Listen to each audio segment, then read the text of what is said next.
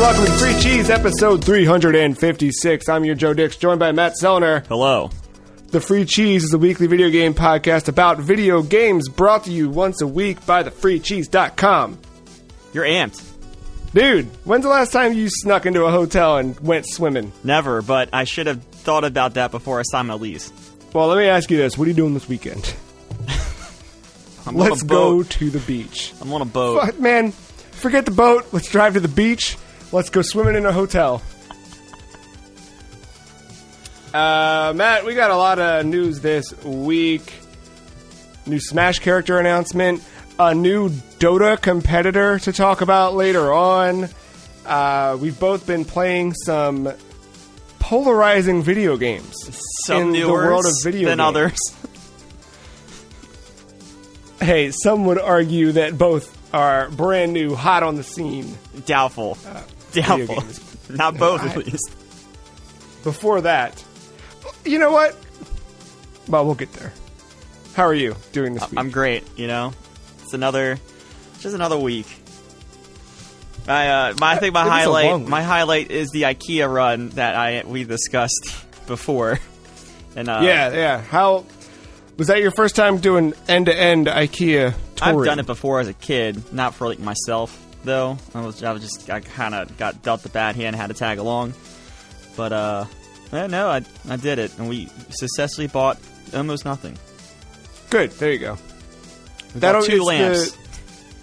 That's not bad. That's a start, and then once you're in the apartment, then you're gonna go, crap, we need this, and then you just end up at IKEA every night. It seems. Yeah, no, that's exactly what I told Victoria. Was like, I like we can get stuff now, but I'm the type of person like I don't I don't want to get too much stuff for like a kitchen because I don't know how much room we really have once you start putting shit in things. So I'm like, I volunteer as tribute to make the 9 trips to Target or wherever. Yeah. But you just got to plan on that first 2 weeks being in the apartment as run into Target. Live a nightmare, just a portal to the next world.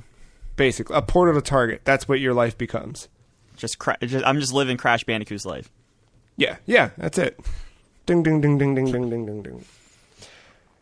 It's a long week. I feel like I was looking and reviewing the news for the week, and I feel like it was like 2 or 3 weeks worth of news.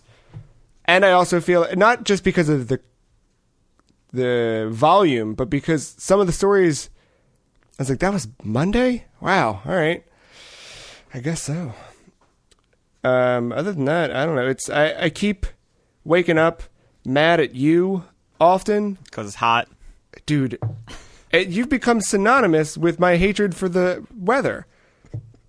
And it's the same train of thought. It's, oh my God, this sucks. Like, I've had headaches. I'm just sweaty, generally speaking, all the time now.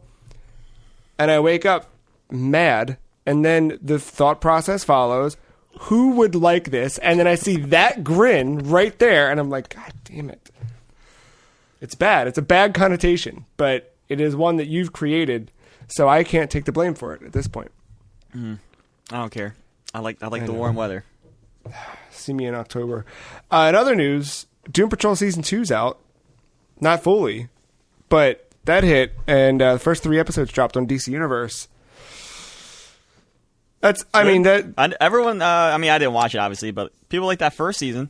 Yeah, that first season was just insane in the most extreme sense of that word.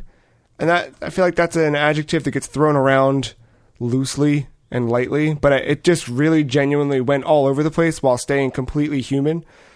And it seems like they're doing the same thing this time around. That's good. Yeah, it was really, really, really good. And this is on the actual DC Universe app and not HBO Max. All right, well, you had to go there. It is on HBO Max, but I encourage you to watch it on DC Universe. Okay.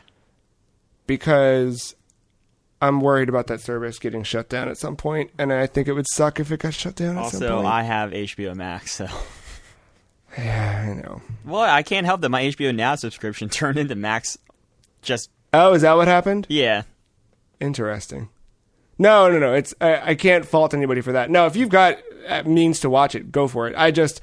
I'm really worried about that. That DC Universe is like such a steal of a service that you have this just for the comic books alone, but you also have all of this, all the animated series, movies, you have the original TV shows, and like one by one, those TV shows are getting cherry picked and thrown onto other networks and stuff, and it's a bummer, but we'll see. Because this week they just announced that like they do a daily, not podcast, but it used to be an on-set show pre-COVID. Now all of the hosts are doing it remotely, and it's still maintained, I think, quality, despite having to record very differently. But they announced Friday that this is the last week of that show, and it's been ongoing since the start of the DC Universe app. Like literally Monday through Friday, just hosts talking about stuff, and they've had just this, I mean, crazy volume of guests, and it's I don't know, it's been a cool show. So I was like, crap, you know. And hey, maybe I'm default because I didn't watch it every single day. But it's like, I'm more. I don't know. It was one of those things where, I didn't even know that existed. So yeah, I don't know. They had a spin out podcast too to try and keep it relevant. It's a bummer. 'Cause I think all the people on it are really talented too. So, anywho, and then I'm going to throw one out real quick because I know that our now playing segment is going to be slightly, maybe shorter. I will also throw out, we watched a movie called Deerskin by, I forget the guy's actual name. You got to forgive me for a second. He goes by Mr. Wazo. But the director's name is Quentin Depew. Did you ever see Rubber? Or you know of Rubber? Rubber was about a tire. Flubber. There's Flubber. This is kind of like Flubber, except it's a tire what has gained sentience and just starts murdering things. So he just moves his way through a desert and starts going. It's just a tire. It's just about a tire. But no, this guy wrote a movie called Wrong Cops that's really good and has a banger of a soundtrack. And Mr. Wazo has really good electronic music also. But yeah, Deerskin is his latest movie about a guy who gets a deerskin jacket and just starts making movies. Well, a movie. And it's just him living in this little small French town, and it's pretty good. Pretty good. The director's movies are always just weird. Like, you kind of start to follow what's happening, and then it just absurd things happen, and just things that like the characters within the stories accept as they are. They don't question it. It's just, yeah, that's how things work. So it was good. That's looking at my the week, images man. for Rubber. Yeah. Wow. Yeah. You could have a Mr. Wazo week and just sit down and one night a week, just watch each of his movies. I still hear the song from Wrong Cops playing in my head, and they're good. They're very good. I'll leave it at that.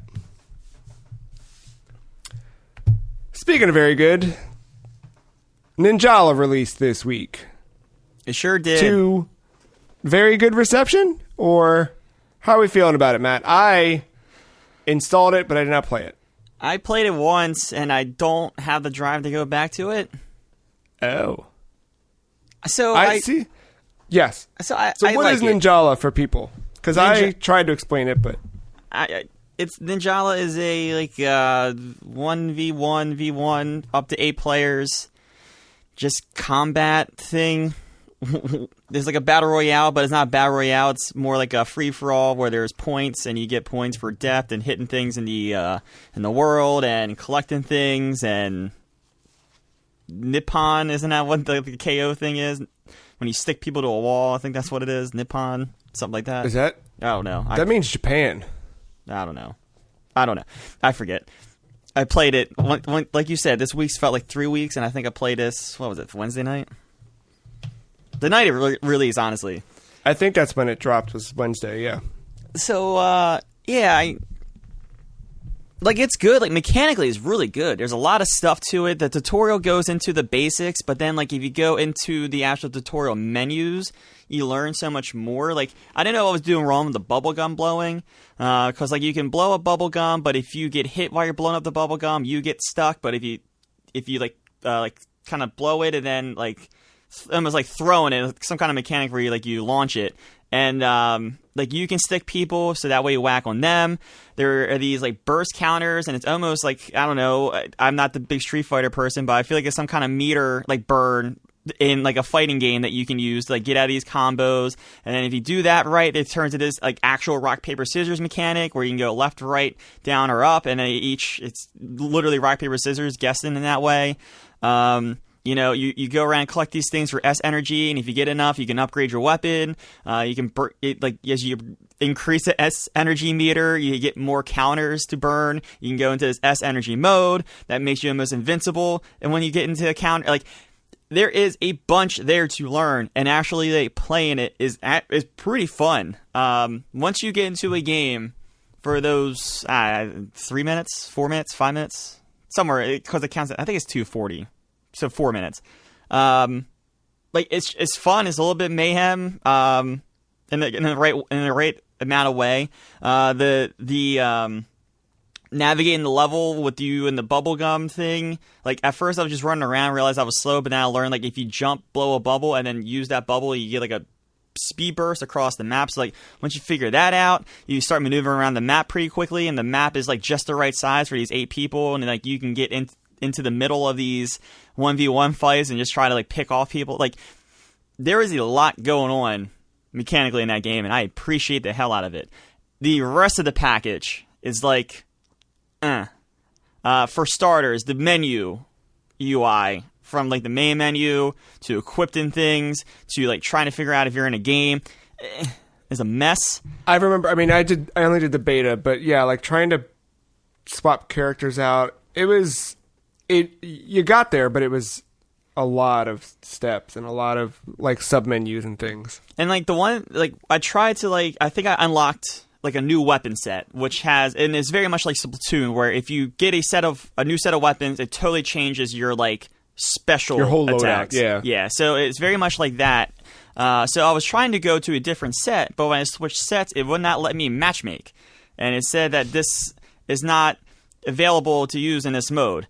So when I switched it back to the original, it let me through, so I don't know what's going on there. There's, like, no other feedback to say, like, what specifically was the issue or where I can use it or whatever. So it was kind of frustrating that I didn't know how to play with anything, and there was, like, no good way to tell me how, unless I'm an idiot and missing it.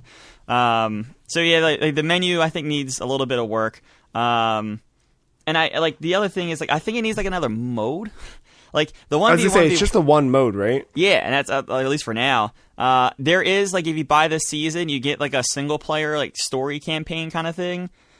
Oh, okay. So, like, that is there if you, like, actually purchase that. But, you know, like, I want to play this for the more competitive aspect of it, and I think the competitive thing needs another mode. Shot in the arm. Whether it's, like, you know, you can expand the map a bit and make it, like, a 16-player thing, or is it just the one map? I think so. Maybe, man, like, it's, that, or at like, least it's like it's like very, or maybe, like, the surrounding aspect of it changes, and I didn't notice it. Like, you know, a la Rocket League, like, the arena's always the same, but everything around it looks a little bit different. Right. But if it did change, it was not enough for me to notice. So that's a bummer. So very disc jam, like, only having the one arena at the start. Because variety for that kind of game is, I don't know. I'd like just make it nighttime or something. Like, just the most subtle change would go a long way. So, like, I don't know. Like, I could dig, like, a 2v2, because, like, I texted you without even realizing what, like, the game actually is. Like, oh, we should play together one night. And then I jumped in and quickly realized that's never going to happen. I mean, we could try to pull the Splatoon thing of, like, well, let's try to get in the same game together. Good luck. But I think it would be harder in this game because there's no party mode. Or, like, you can do private, like, lobbies or whatever, but it would just be us two then. So it wouldn't matter. that's not like fun. We could like practice the skills, I guess. I don't But that's know. not like playing against others, or having fun like in like a BR of some kind. Not that this is a BR, but like it is like a free for all type of thing. So you kind of but there's that thing of being able to jump into a free to play game with your friends and just screw around, and it loses that. I think the one thing this game has going for it is exclusive to the Switch currently, and it's free. So you already have a huge install base of people who and I like will its grab style this and too. try It sticks out. I mean, it does look a little. It does act and have like that attitude of Splatoon a little bit, but like the whole bubblegum like and the weapon thing makes it, I think, unique enough for it to stand out on its own. Yeah, it seems to have its own sense of style, and it's going for something. The fact that I did not realize until moments ago that this is a seasonal thing. So the fact that they're doing that makes it, I mean, obviously tie in a little bit more with how every game has a season now. Every multiplayer does that, yeah. Yeah, but I think that will start to... good seasonal games implement feedback and, things they've learned from each season to season. So we'll see how this one grows, Yeah, it's just like, I always look at Rainbow Six as that pivotal like game of like, it launched rough, but it definitely turned itself around in those first 2 years. This doesn't have the big Ubisoft or like Rainbow Six name to it, and I have a bad feeling just like it might get lost in that console if you don't launch strong. And I don't know, like I said, playing the game is fun. I just wish I could do it with a friend, or there was some kind of like ranking system or something more than just like you get levels and then unlock things. So I don't know. It's there's just something it needs around the package to enhance it. And it's not an Uncle Sam emote. No, that's right. not going to save it. Just checking. Well, I will. I want to give that a solid shot now that it's out. But yeah, I don't know. There's a reason I didn't jump into it. The crazy thing was, I mean, hopefully, I think it was just a lot of people running around not knowing like the full mechanics. Because like my third and fourth game, I definitely felt like I knew a little bit more than other players, and that definitely helped me win. But like every game I won. Yeah, I had that playing the beta thing where I could tell there were people who didn't know what they were doing, and I didn't know what I was doing, but I felt a little more confident. And then you get a win under your belt, and you're like, oh, I feel pretty good about this. Yeah, and then the other thing, you mentioned that you had those Mario Party as like bonus points. They're consistent. It's like the KOs, which I think are like the Nippon things, and then collecting enough of or beating enough of those like S energy things. Those little the S robot energy guys. thing gives you like 500 points, and then the most KOs is 1,000. So at least they're consistent. Unlike Mario Party, which is like, well, you got the most bad luck, but here's a star for you. Here's your participation trophy. Some games they give out the coin bonus. Sometimes they don't, so you can't really bank on any of that stuff. And then you lose a friendship along the way, and it just it goes downhill. And then a broken controller here or there. Maybe a console gets broken. Who knows? Yeah. So that's the real winner. Is does your console survive a game of Mario Party? So far, so good, man. I think I only played that one game, and I was civil because it was on video. Oh, yeah, I forgot about that. I saw there was a thing from Nintendo the other day that said something about like having fun with Mario Party, and I was like, oh my god, they're going to do it. They're going to put out more. Nah, it was just like reminding you that it exists. And I was like, all right, well, they can't do it. Real quick, I want to say this before we jump into the meat of what we've played, but I did play some Minecraft with Mark this week. I get it a little bit. The name of the game finally... Huh?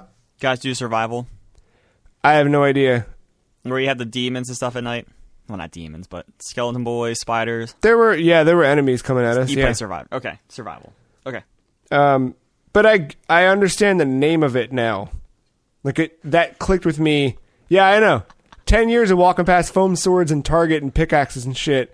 And I was like, oh, I get it. You're You're mining. Matt, follow me here. All right, I am. That's someone who's played it, but yeah, all right, come on. And then you craft. Wow. And then this is the thing. This is the weird thing. You mine, but then you mine so far, and then you start getting ore, and then diamond, and then gold, and then you use those. Yeah. To craft more things. Better things. Yeah. You get it. And then you get... Yeah. I see the appeal of kind of just wandering and seeing what you find, seeing what you can craft. I also see why every single video game in the last 5 years has needed to implement crafting. But it was another one of those moments of like, if I had nothing to do and someone asked me to play Minecraft, I would maybe do that. But I don't think I'm ever going to go do that on my own. Fair. That's kind of where I'm at with that one. But I get it. I always like the, not necessarily like just playing the game and trying to survive. I always like seeing what some of the people do on some wild servers. Like, someone did implement, like, a BR thing into Minecraft before BRs really kind of took off. It was more like a Hunger Games type of thing, because it was more popular when the Hunger Games was, films and books and stuff. I lost my train of thought here. People building, like, functioning emulators inside of Minecraft. Like that weird stuff. And there was, like... People made like football things you could do. Like there's all kinds of things. Almost like how like Griffball came out of Halo.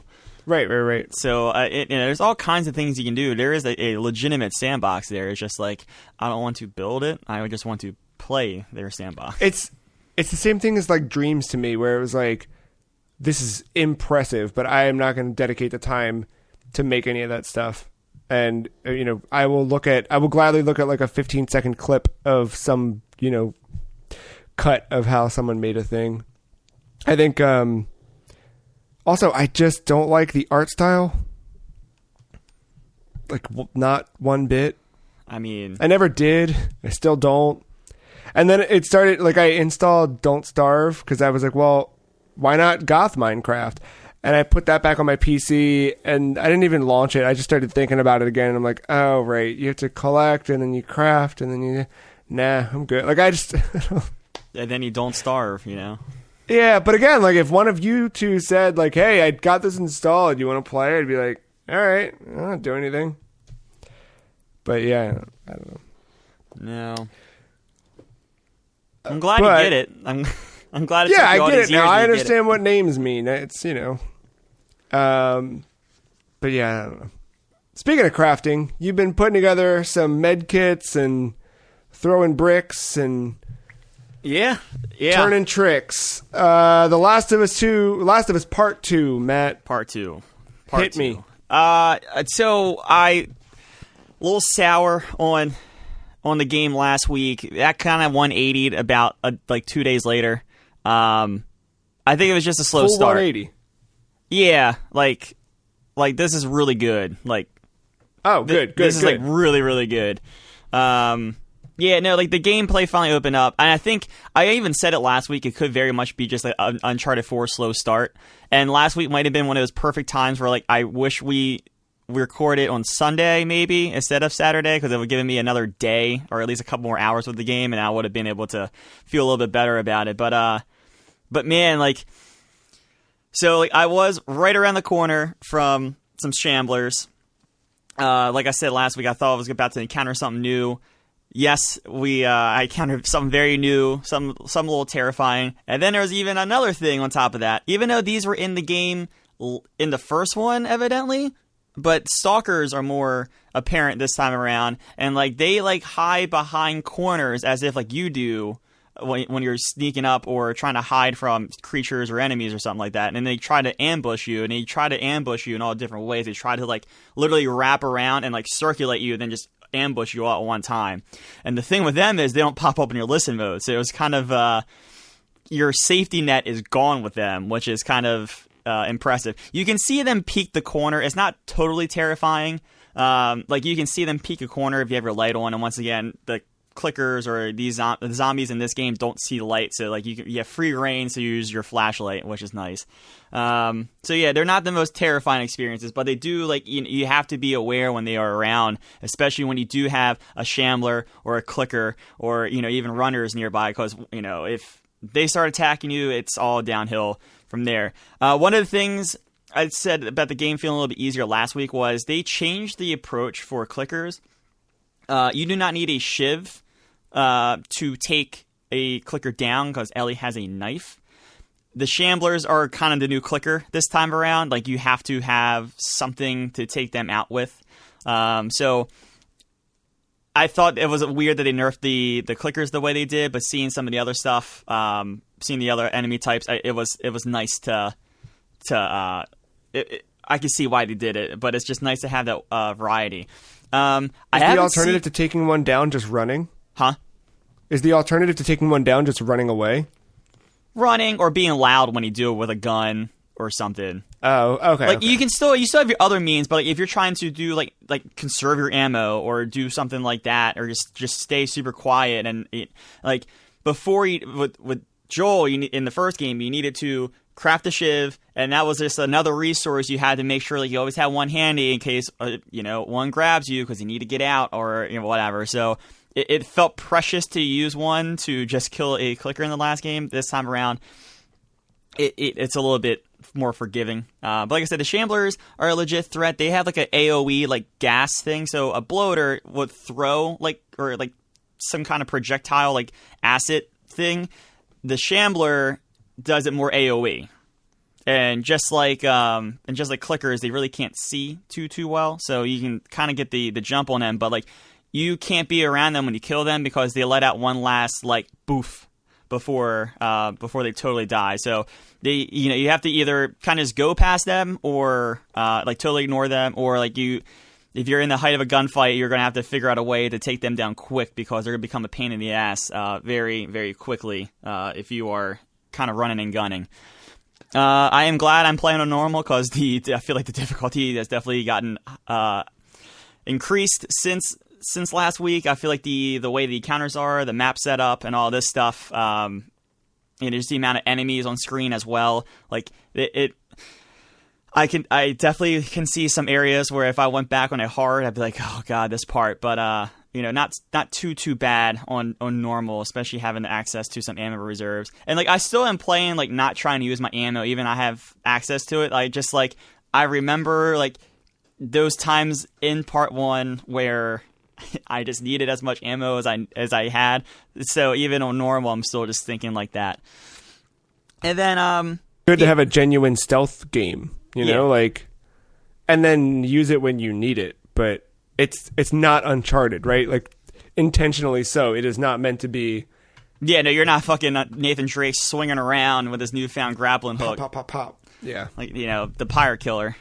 Yeah, no, not that. I haven't had another Seattle, like, I should say, you guys Seattle Day 1 moment, where, like, the map is, you have a map and it's open world, and you are, like, exploring. I have not had that again, and I think I'm at least past the halfway point, if not 2/3. Hell, I might even be close to the end of the game. I really don't know, because pacing and curveballs and things like that. So I kind of don't know where I stand right now, and I feel like if I say at least even like the location or the day count, it's a spoiler at this point. Just because I have hit that divisive part, and I'll get ambiguously. I'll talk about that in a second. But no, but like the encounters themselves, the areas in these encounters are so big, and I like. So much bigger than the first part. And with the prone mechanic, there's now with grass, just like in Uncharted 4 where you can kind of crouch in grass, there's different heights of grass where you can go prone or you can crouch or do whatever. So like, add in that mechanic and that shimmying mechanic, get through a narrow pathway, or going prone and go in the cars or under objects. Like, all of that is adding to these massive encounters. And like, there might be 3 ways to exit the encounter if you're sneaking around. But then you also have to be aware of how big it is. So there's many different back doors or shortcuts to get to you as well. So you really have to be aware of your surroundings. And the nice thing, well, I guess maybe not nice, but I think a smart mechanic is your listening mode doesn't go as far as I feel like it did in the first game. And like, just because you can't hear them, if you're in their sight line, like, you're going to get that little sound effect, that like slow, like, to loud hum that lets you know you're about to be detected. You'll hear it, and you have to figure out where you're being seen from, even if you're like not near anyone. So it, like, there's a lot of give and take on the difficulty there with these encounters, which I think is very smart. You know, with all the different enemy types between between like the different like hunter factions, or or with the different enemy, like the zombie enemies, infected enemies. It's provided a big nice mix to it. So as I'm playing, I like those encounters so much. I'm just now like, why was that Seattle part in the game? Like, why was that the only open world? I really thought like I would see another open world part or another like thing. And there's small moments of that. Like, yeah, it could be like a quiet moment, or like the encounter area is so big, you could take the time and eliminate everyone and then go through the area and just loot it all, or you can just directly go through and miss some like spare materials or ammo or things like that. Or even the quiet moments, like you might be walking down like a street and there's like two shops on either side. Like, you could just walk straight down the street, or you could take 20 minutes to explore, maybe figure out a puzzle or two, get a safe combination, or do whatever. Also, the safe combination shit, don't even worry about finding codes. Just fucking crack it. They did the sound effects in the thing where you just crack it. And I did one. It was the most satisfying thing. You just listen, and you can just listen. You hear clicks? the different click. Yeah, it's great. That's nuts. So are you playing with headphones, I assume? No, just TV. It's audible. Like the different sound effects audible enough. Now, It's a little bit of a pain in the ass when there's like 100 digits on a safe. So, like, if you have the code, it would be nice. But you could definitely do it, because there was a safe I found. I could not figure out the code or find the note for the code for the life of me, and I was like, "Fuck it, we're gonna try it," because I heard you could do it. And I was like, "Click, click," and then you hear the, and I was like, "Ooh." I input it, that's cool. and then I'm like, chick, chick, chick, chick, chick, and then you get, I'm like, ooh, and then I did one more. Not to like dial in and really get into the mechanics of the safe cracking, but what is the button or controller input to rotate the dial? It's just the directional buttons. You don't actually have to spin the. Oh, okay. You just click left or right, but it's LE twisting it. Yeah. Okay, that's fine. But you do have the X to like confirm the number. It's not like they don't do like a legitimate safe where you go and then you have to turn, like you just hit X and then you move on to the next number. Okay, that's fine. So yeah, I thought it was like you have to like precisely start to spin and then stop.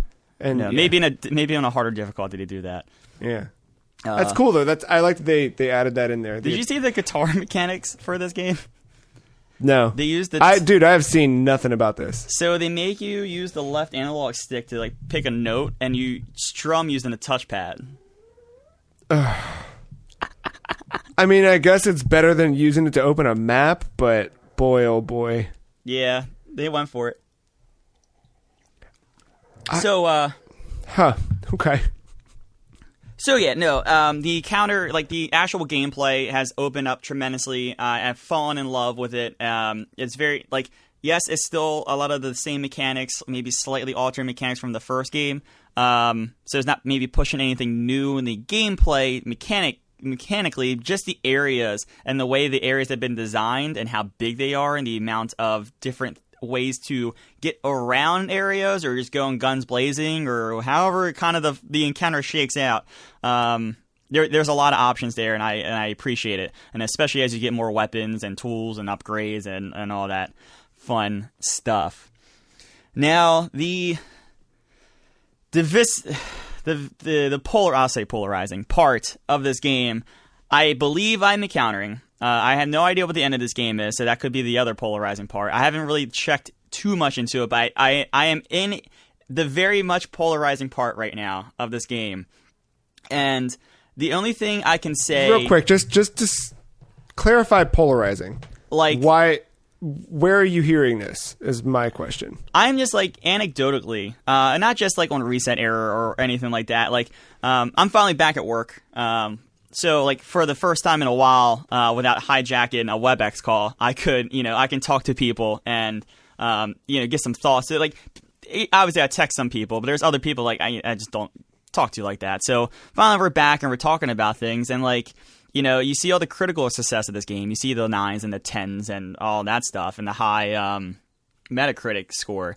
But then you, like, anecdotally, I was shocked when I was talking to people at work, and they were like, I did not like how they did that story. I did not agree with the decisions of Joel or Ellie, in this game. I did not like so many things that are just like, my Ellie wouldn't have done this. My Joel wouldn't have done this. And it's like, and that got me thinking, it goes back to the first game.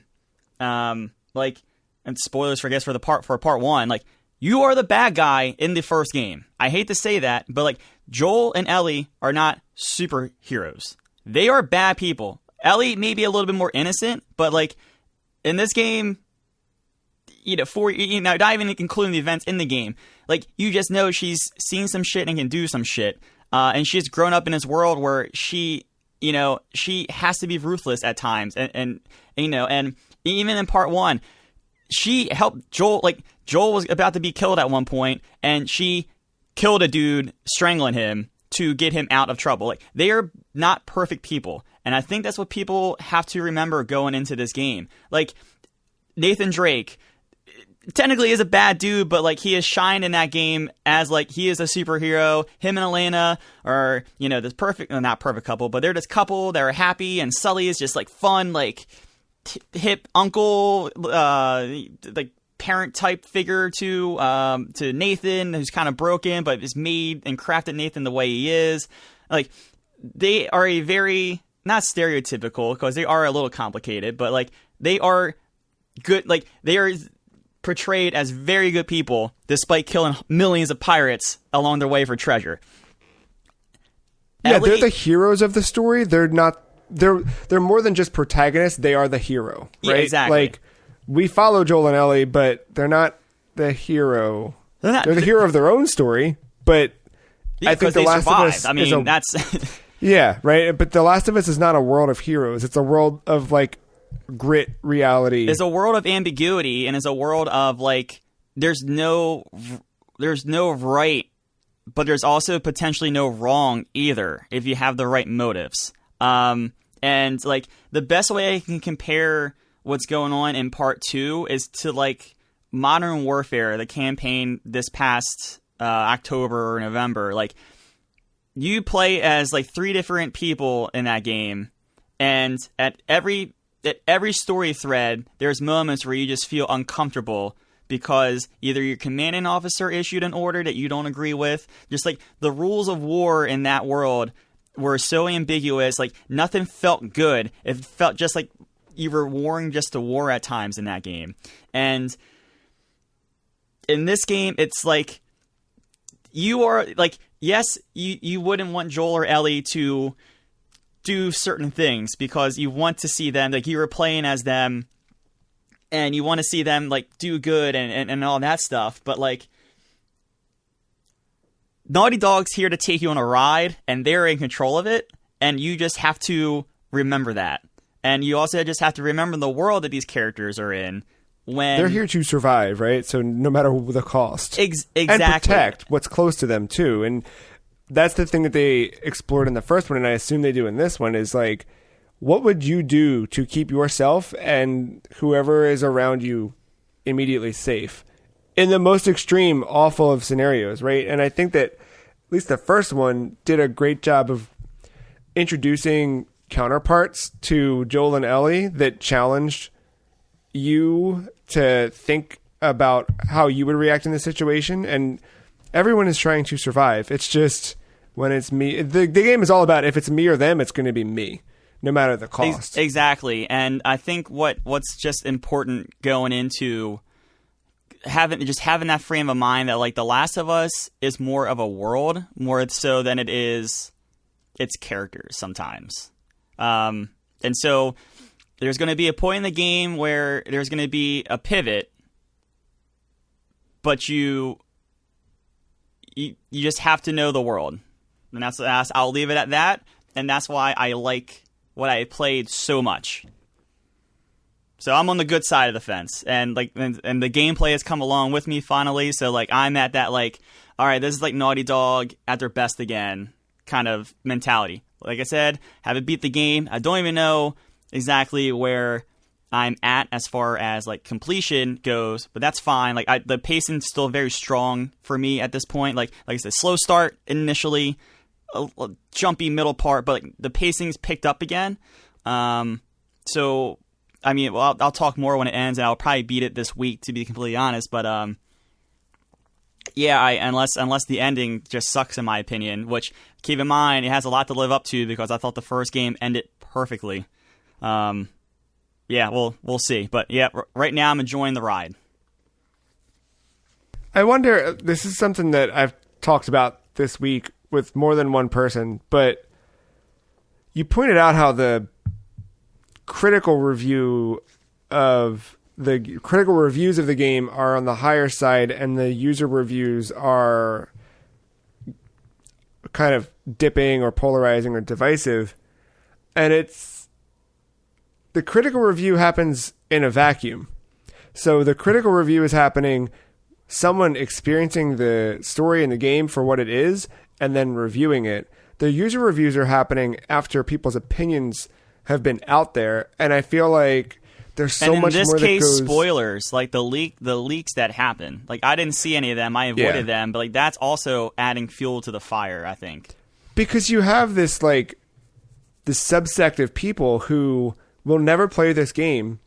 They read those plot points pulled out of context, and now it's back to the break room bullshit after Batman vs. Superman of people walking around going, Martha!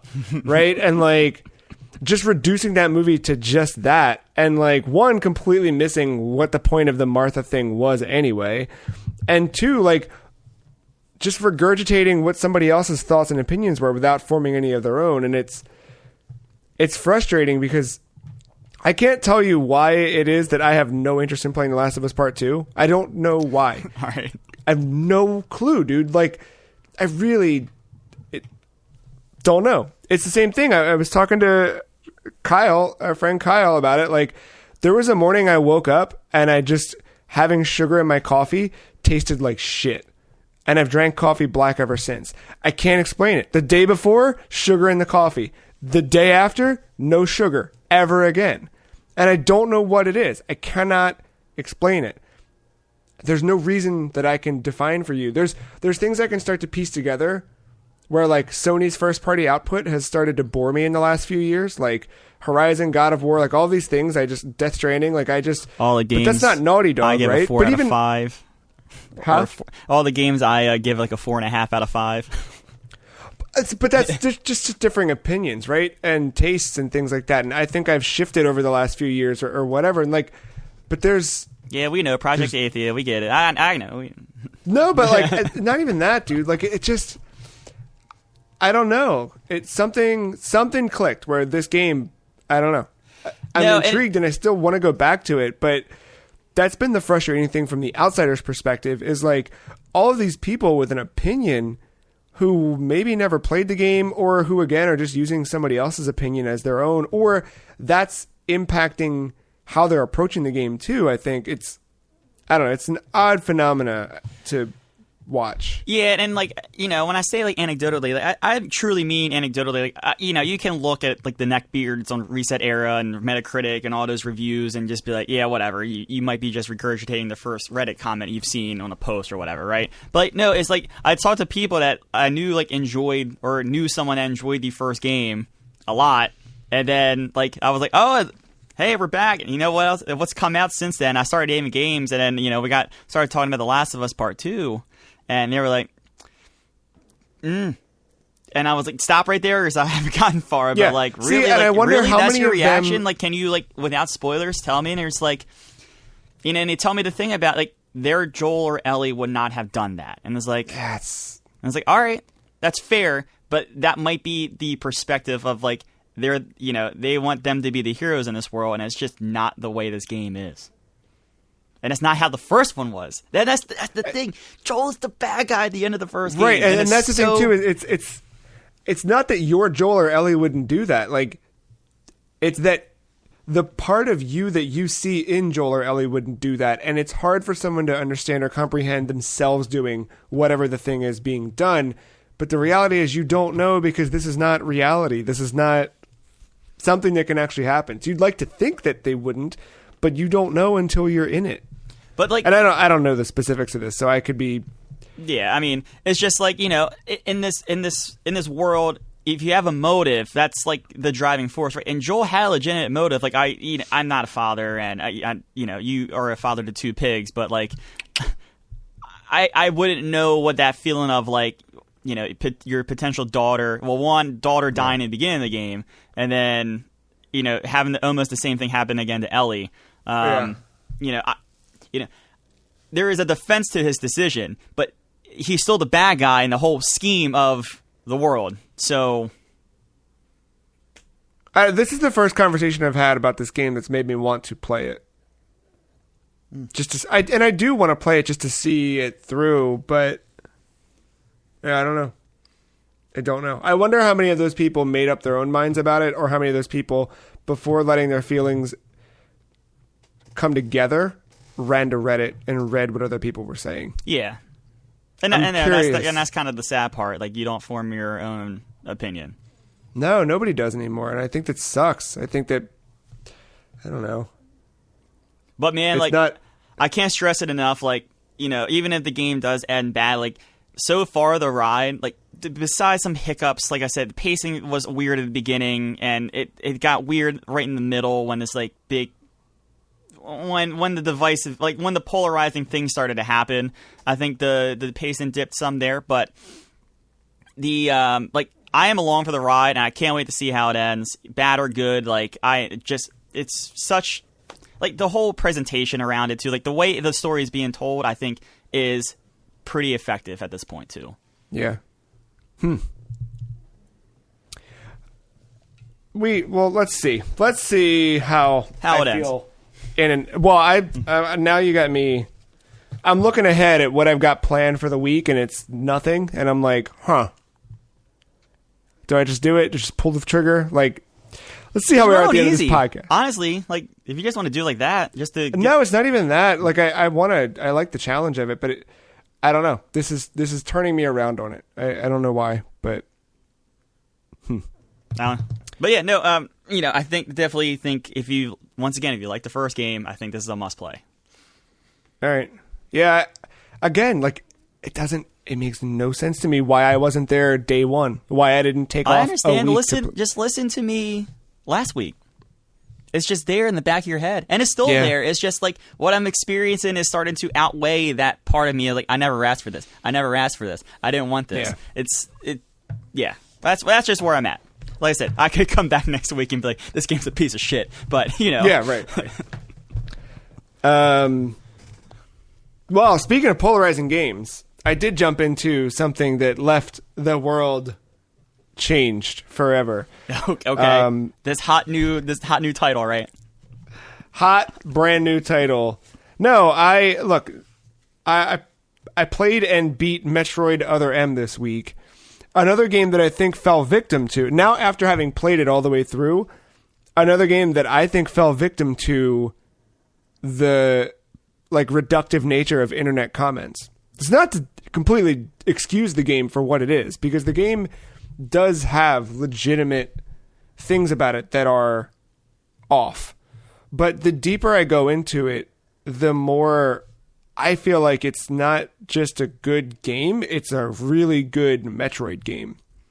So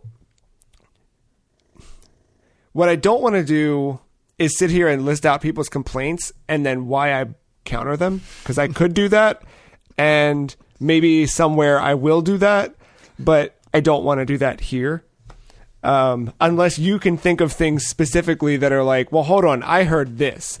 Then I will gladly counter them. But I think what I want to do is I want to explore what this game is and what it became to me. I think that's the best way to approach a game that's, one, a decade old, and two, very divisive. So Metroid Other M is a new take on how to make a Metroid game from a developer who their primary focus had always been action games. So it's Team Ninja, who had made Ninja Gaiden games, and Sakamoto of Nintendo went to Team Ninja to bring more action into Metroid. He also consulted with another studio about doing big cinematics, because the other big push for Metroid Other M was how deep it would connect the series to its lore and expand upon that and build towards lore for the future. With the context of the Wii, remember, Nintendo had chased the Blue Ocean strategy, trying to get new players into playing the game. So with that in mind, they went back to 1986, or I guess 1986 on the Famicom, and how Metroid started as a 2-button game, jump and shoot. And with the Wii remote, they did exactly that.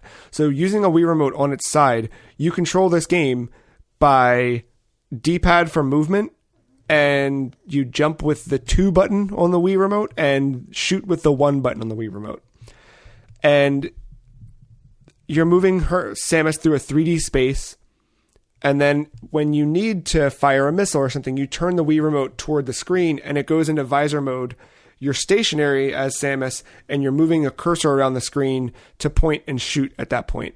And along the way, you'll unlock the grappling beam, and that's how you aim the grappling beam and things like that. But you do sacrifice the ability to move. So ultimately, the game itself is this blend of action and arcade shooter in a way. Partially because of that first-person mode, but even when you're in third person and running around, it still has a kind of bit of that arcade shooter, because you're just kind of moving and blasting. You don't have because it's a 3D space, you don't have the luxury of precision with your aiming. So there's a lot of automatic things that take over so that you don't have to. And that was something that the team challenged themselves on, was in Ninja Gaiden, in order to pull off some of this cool, crazy stuff, you need to use every button on the controller. So it was a lot of reduction of input and automating a lot of things. So it still looks cool, but you don't have to do a whole lot to make it look cool. So for instance, like when a character will like approach you, you might instinctively pull away with the D-pad, and the game knows that. So when you're when you're about to get hit, if you pull away to dodge, you do this really cool flashy dodge. And it all ends up kind of flowing together. So it strips a lot of Metroid's exploration in favor of this faster, more linear experience. It's like punctuated with a lot of cutscenes and a lot of really sharp story beats. And it, at first, so I jumped into the game, and the whole first hour of playing it, I was like, man, why can't I use the nunchuck to move? Like, I was just so agitated by that, because it just didn't feel right. And the further I got, the more I just fell in love with the control scheme and fell in love with the way you move as Samus in this game. You really have never played as Samus in a 3D space like this. Like, it's so unique, which I think is really special for the series, because we've seen Samus in 2D, we've seen Samus in 3D from the first person view, but never quite like this. And it just felt cool the whole way through, like running and jumping and moving around. Even with the D-pad, it does feel kind of weird, even as familiar as you become with it, but it's cool. It's just a different feel for playing. And then the plot of the game is where things start to... That's where a lot of the criticism came from, was how weird the plot was, how Samus was so reliant on orders from someone else rather than acting as a lone bounty hunter. And this game tried to dive a lot into Samus's psyche and what she's gone through. So this is going to be some slight spoilers here for Super Metroid, but if you remember the plot of Metroid, this game is a direct sequel to Super Metroid. And a lot of the plot points so far, the first game has Samus running through Zebes to take out Mother Brain. Metroid 2 has her going to SR-388, the home of the Metroids, to exterminate all of the Metroids. save for one baby at the very end, who she brings along, puts it into, remember the beginning of Super Metroid, the last Metroid is in captivity, but then that Metroid breaks out, it kills all the scientists, and then you're there to stop the resurrection of Mother Brain from whatever. And at the very end of Super Metroid, the baby comes and absorbs the hit from Mother Brain that Samus was meant, it would have been a death blow to Samus, and then transfers that energy to Samus in the final moments of the baby. And it leaves Samus forever changed, and we see that here. So Samus then is super powered at the end of Super Metroid, can take out Mother Brain effectively. And what we see in Other M is this, there is something different about Samus after that. And she talks about that, about how she's changed because of what the baby left behind in her and that kind of energy transferred. And they double down on that in the sequel to this game, Metroid Fusion, where Samus is physically altered because in the wake of the extermination of the Metroids, there's I don't know what they're called. It's an organism called the SAX, and they were natural predators of the Metroid, and now with the Metroid gone, they can survive. They infect Samus, and in order to remove them from Samus, scientists use part of Metroid DNA to infect Samus, and then she is in Fusion. That's why it's Fusion, right?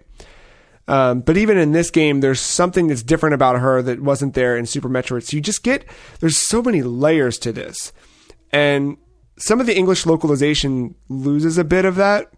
I watched a video about comparing the Japanese to the English, and there is some stuff, like there's a whole subplot about this weird shadowy society within the Galactic Federation who are planning this secret plot for all of this bad stuff.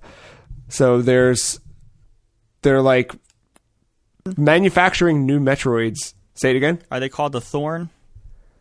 I don't think they give them a name. But again, so that is the problem. I was seeing there's a relation to the Halloween franchise. Please continue. No, that's the problem, is that in the English version, they just call them the Galactic Federation HQ. So this, there's the old guard of the Galactic Federation, there's the current Galactic Federation, and there's the shadowy society within, that in English are all referred to as the same Galactic Federation. But in Japanese, were three separate entities.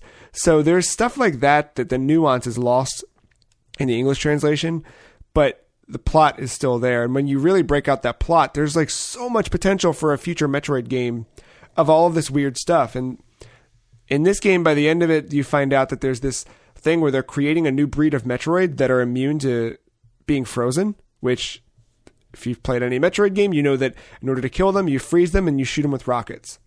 And in this game, they build a thing so that they can't be killed with that, and in turn, the Metroids can't be killed. So then the threat of the Metroid becomes that much scarier, because the first three games teach you that the Metroids can be overpowered and defeated ultimately, right? And Fusion doesn't really do anything to establish. They give you a different set of enemies to fight. The Prime games happen canonically in the timeline between Metroid 1 and 2. So there's things like that where the Metroids, the namesake of the series, had been completely lost, and Other M does a lot to bring them back into the fold and make them genuinely scary again. And there's another subplot within the game where someone is stalking in the background and slowly killing all of the people who had been a part of Samus's platoon when she was a young cadet. And just the further you travel in the game, the more isolated the game becomes, and it becomes a genuine scary experience. Early on in the game, if you die, and I did die because there were some moments that just, the controls did kind of get in the way, or I forgot how to play some of the games, so it was my fault or whatever. But if you hit a point where it's game over and whatever, there's very much like a Metal Gear Solid Snake call out moment where someone's like, Samus, respond, and it fades out to a game over screen. You continue yes or no. There's a turning point in the game, and I've noticed I was being hunted by something and I died and no one called out for me. And it just, you felt that as the player, just wait, where is everyone gone? What happened? And you can feel Samus feeling alone because you feel it too in this the further you get. And there is a moment where a Metroid appears for the first time, and my chest dropped. Like I felt that that fear. I guess that's what it's called. Is that what you call it? Fear? Like, you know that feeling you get when you are driving over a hill and you go down quickly and you get that whew. I had that moment when the camera cut and a Metroid showed up. I was genuinely scared, which, I mean, I was just so shocked that I too had fallen victim to the comments section, right? I had kind of written this game off for a number of reasons, right? It just kind of generally had become that oh, it's that one. It's the bad one, right? Also, I bought it for $7 in 2011, less than a year after it came out. So there's something inherently wrong there that told me something's wrong with this game. And it's really not. It's a well-made game. I think it's fun to play across the board. And the further when you start, you're like, this isn't Metroid, right? Because Metroid is backtracking, exploration, discovery of items. This game, the map is right there. You're just moving from point A to point B. The items you are discovering are actually, Samus already has them. You're just being authorized to use them at this point because you're within a big facility within the Galactic Federation. It's being overrun by space pirates and by the enemy. And one by one, Samus's old commanding officer is saying nah, it's cool. You can use that beam. And a lot of people looked at that as a reduction of Samus to just a servant of someone else and you can look at it that way. I'm not saying it's not a valid viewpoint. It's not necessarily that.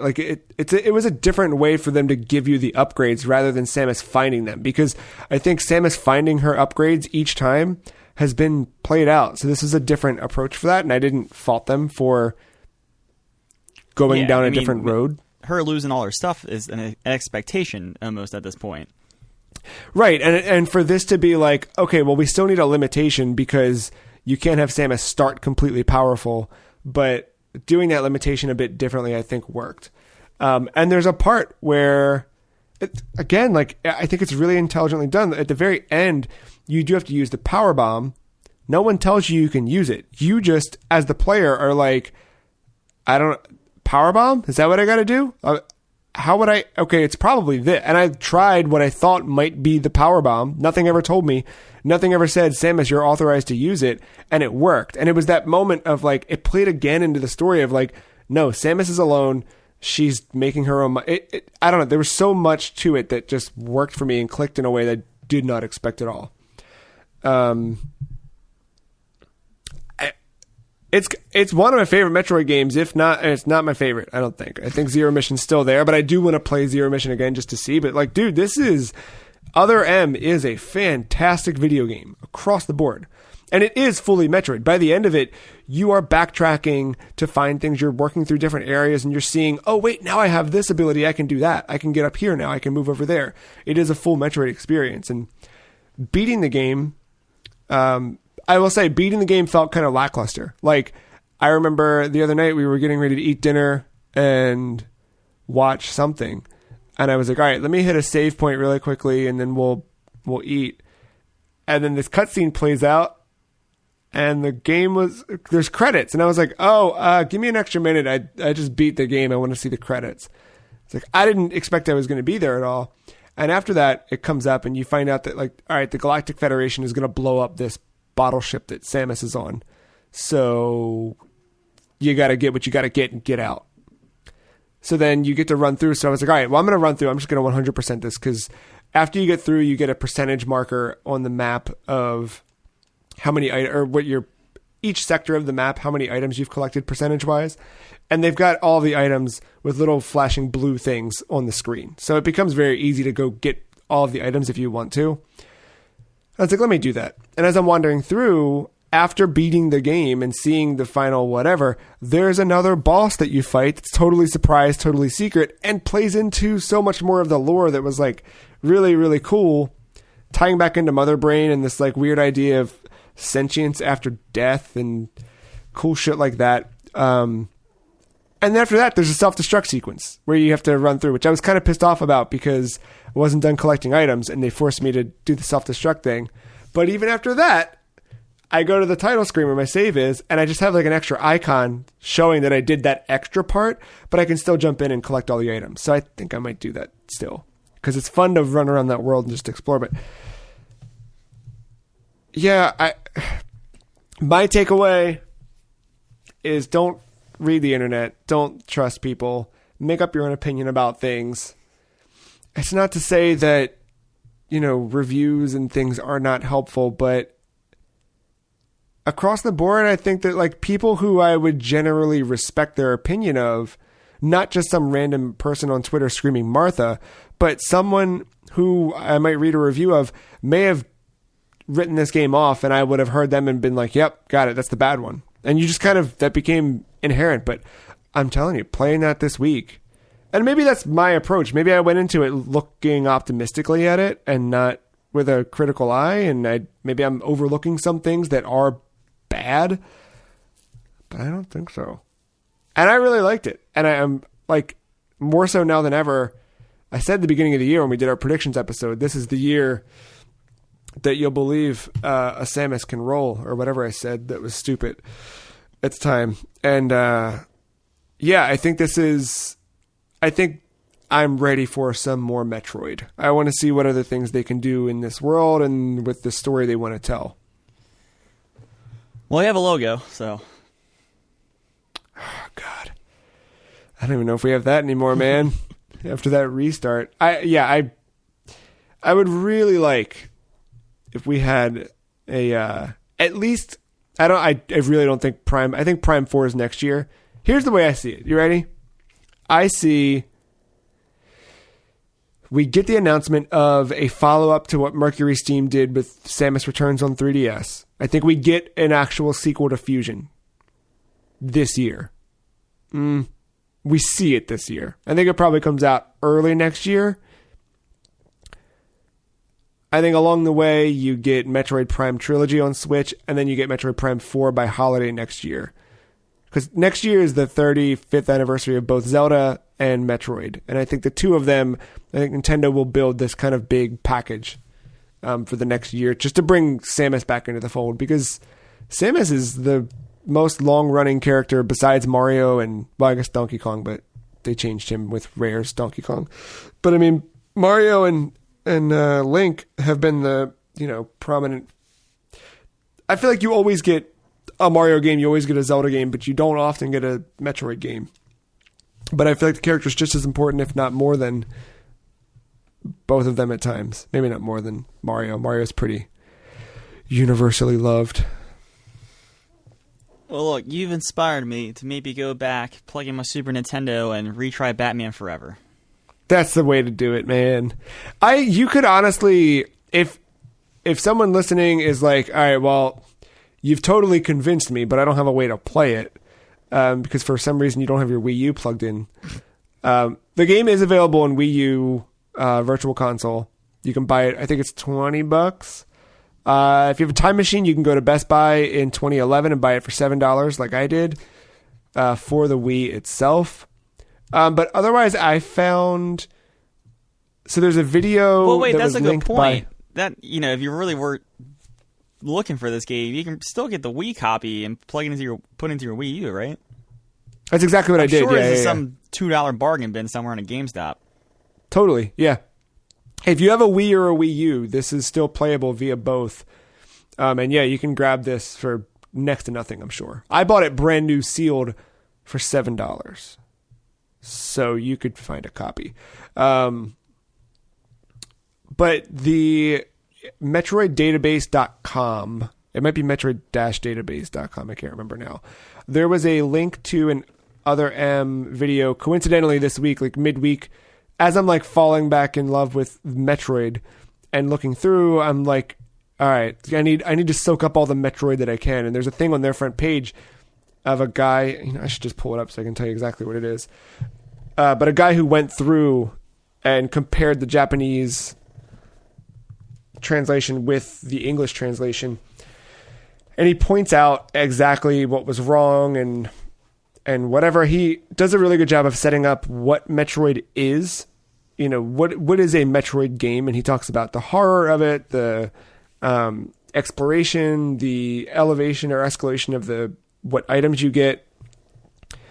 It's called The Other M That Never Was. And the person who made it, it's Lexicon Lookout is the name of the channel. He's got one video, and it's this Metroid Other M thing. But in the wake of him doing that, someone who had put together a 4K video, like you know how people will take all the cutscenes from a movie and put it on YouTube? There's someone who did that with Other M at 4K resolution using a new translation of the game that kind of restores some of the original intent into you can do it that way too, is what I'm trying to say. If you can't find the game or don't want to play the game, you can watch the video movie version of it it's like a 2-hour thing. There's something about Other M that's just, it's worth doing, I think. That was my week. I didn't touch anything else. Like, I played a little Injustice because that was free on Steam, and I wanted to see what it looked like at 4K. One? Yeah. It looked good, period. That's the end. I'll probably uninstall it. It's all right. The models still look weird because they're 2013 models, then scaled. But, yeah.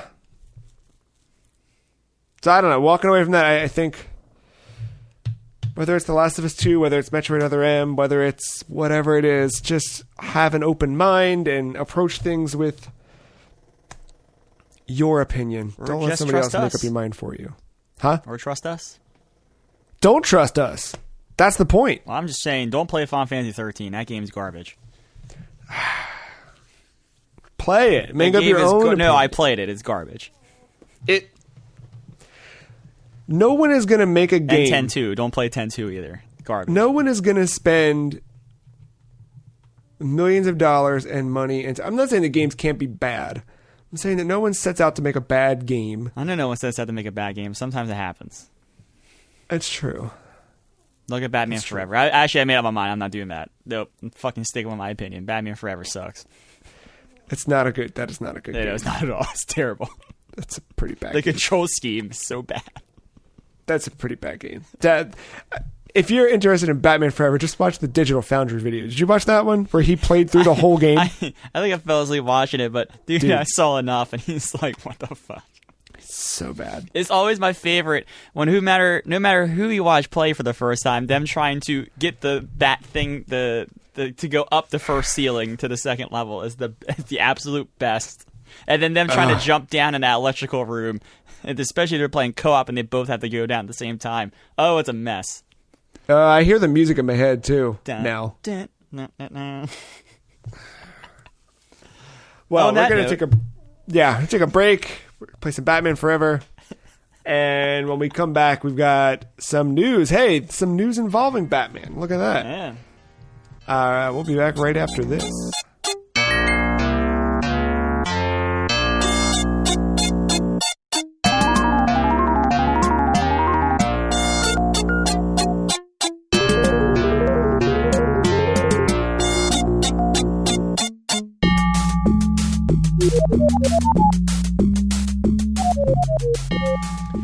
Matt, I got breaking news.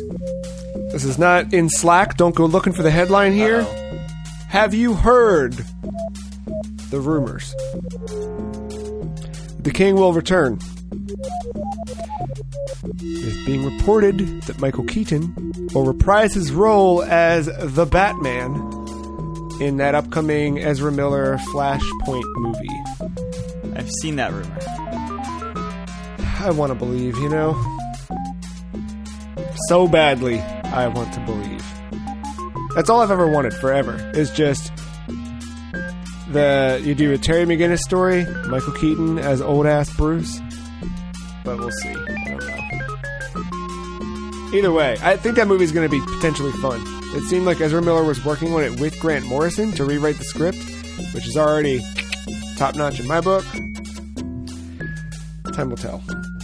But Matt, if you're asking why are you introducing this Batman news on this video game podcast, it's not the only Batman news we got. It's potentially former Batman developer Rocksteady is working on a Suicide Squad video game.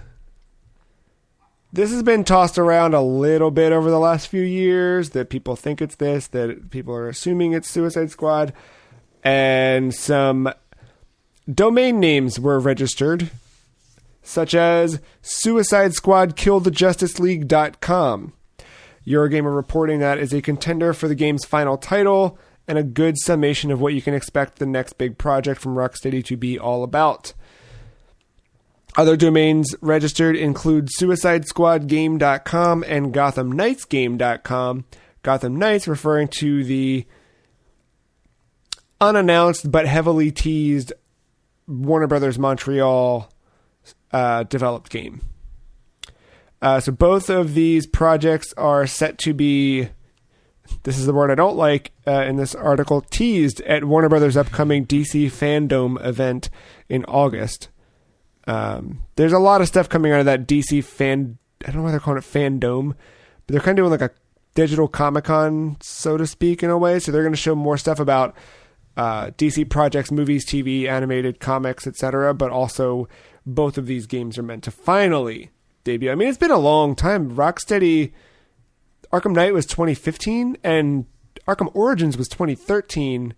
Now, WB Montreal was like a support studio for Asylum. They did like the Batgirl DLC for Asylum and stuff. So it's not like they haven't worked on anything, but they haven't put out a full game since. You mean their Night? First game? Yes. Jeez, did not mean to say Asylum. Yep, Night.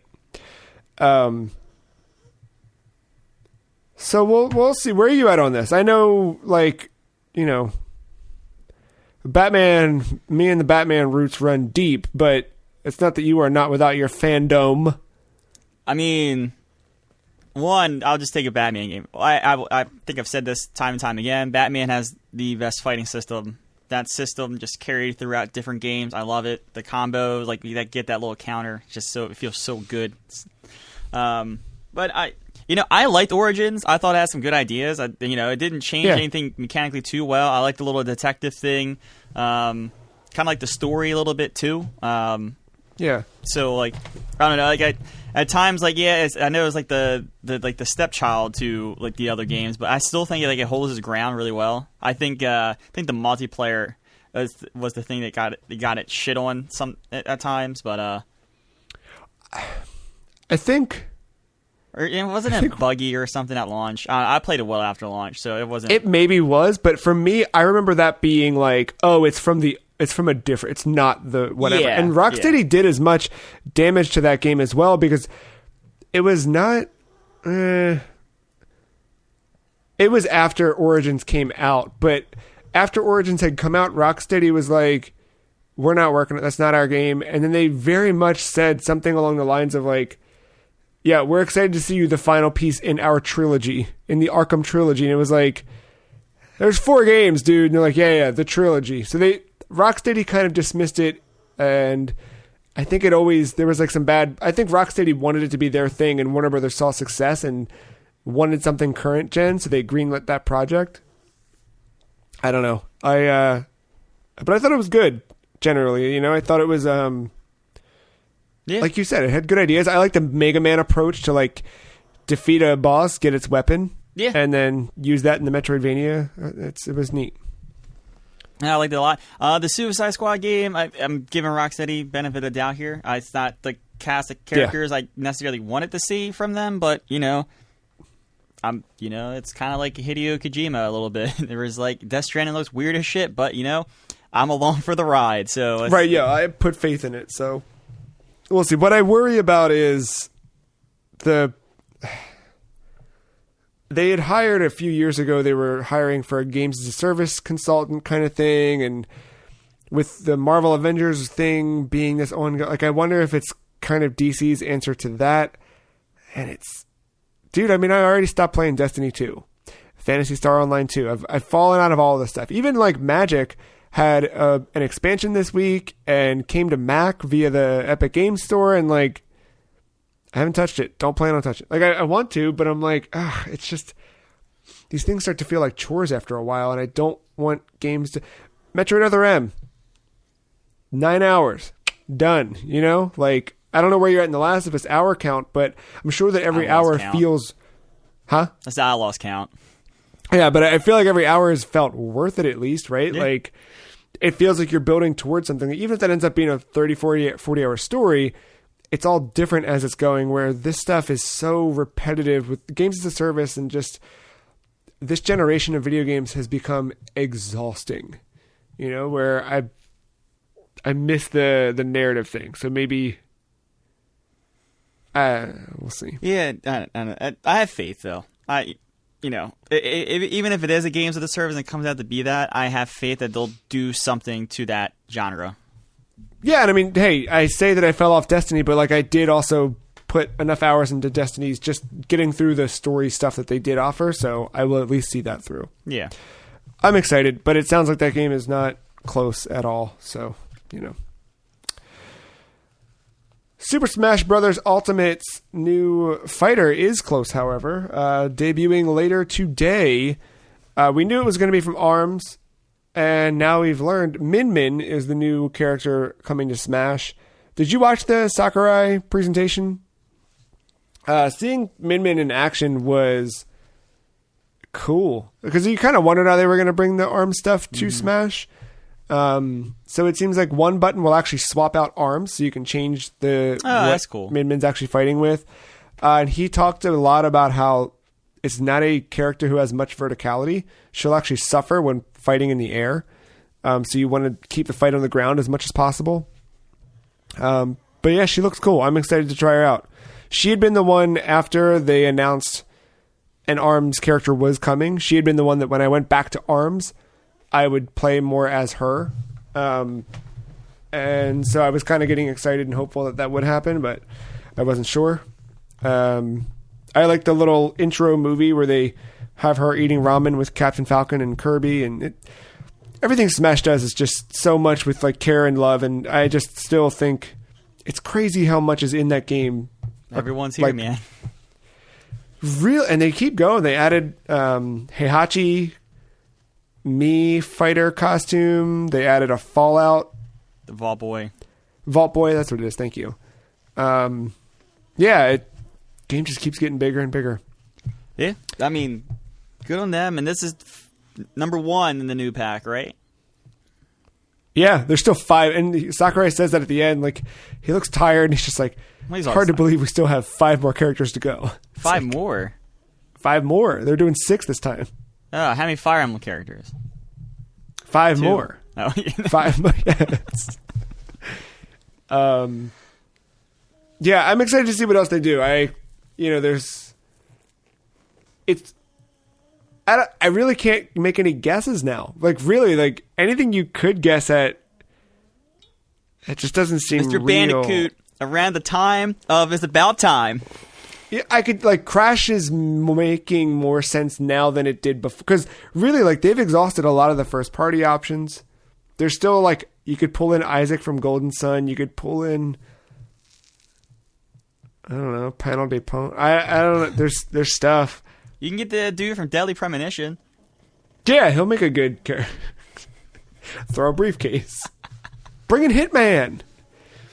I would want 47. Hitman in the game just to see how Sakurai would make an intro commercial for Hitman murdering everyone in the Smash universe.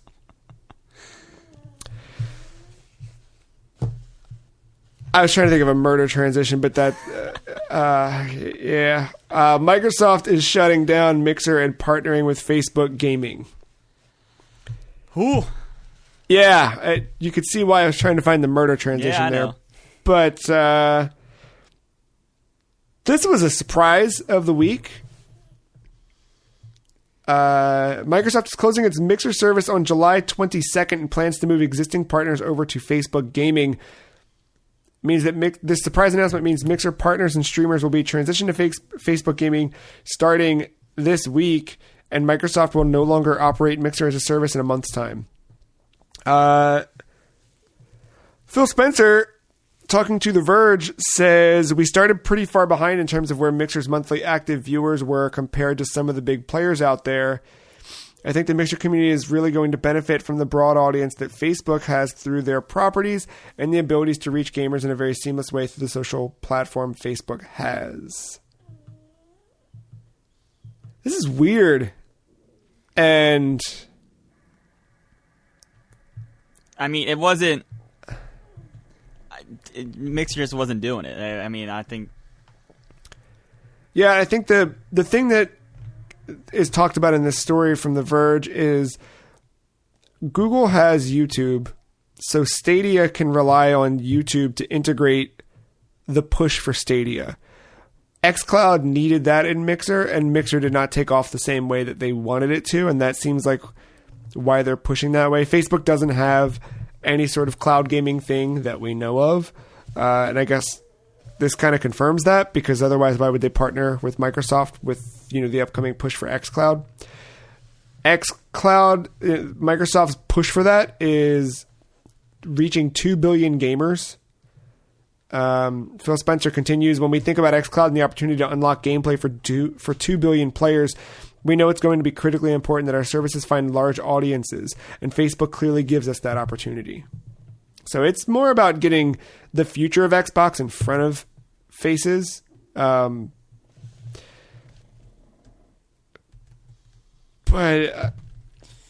I don't know, man. I got rid of Facebook in 2009 or 10. And I don't want anything to do with it at all.